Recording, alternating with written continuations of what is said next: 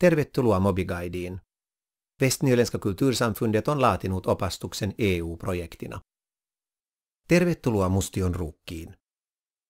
Suomen vanhimmat rautaruukit sijaitsevat Länsi-Uudellamaalla, jossa vesivoimaa oli runsaasti saatavilla. Yksi ruukeista sai alkunsa 1560, jolloin Juhana Herttua rakennutti sulattamon ja vasarapajan Mustionjoen rannalle. Sitä paitsi etäisyys Suomen ensimmäiseen rautamalmikaivokseen Lohjan Ojamoon oli suhteellisen lyhyt.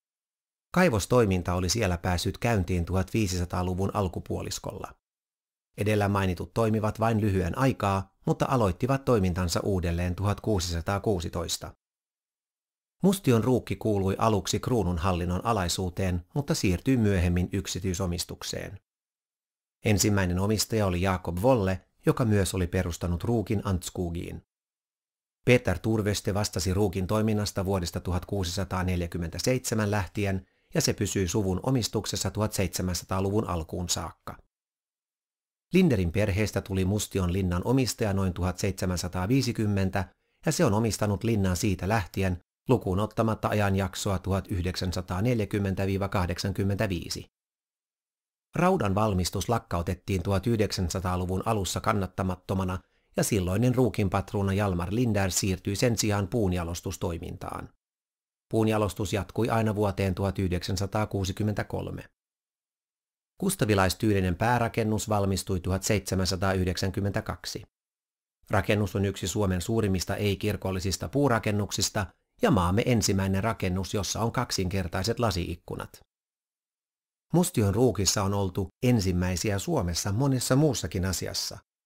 Ensimmäinen auto sekä eräs maamme ensimmäisiä sähköllä käyvistä vetureista ovat olleet siellä. Valkoinen siipirakennus on vuodelta 1840 ja toimii nykyisin hotellina. Muut alueen rakennukset ovat peräisin 1700- ja 1800-luvuilta. Nykyinen ruukin kirkko valmistui 1761. Ensi alkuun kirkon omisti ruukki, joka siis myös maksoi papille palkkaa. Alkuperäinen linnanpuisto perustettiin 1700-luvun lopulla barokkityyliin, mutta muuttui totaalisesti 1800-luvulla nykyiseksi englantilaistyyliseksi linnanpuistoksi.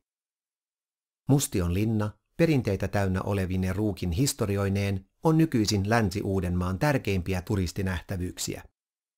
Nykyisin teollisuustoiminnasta vastaa SBA Interior, joka pääosin valmistaa sisustusmoduuleja ja sänkyjä aluksiin.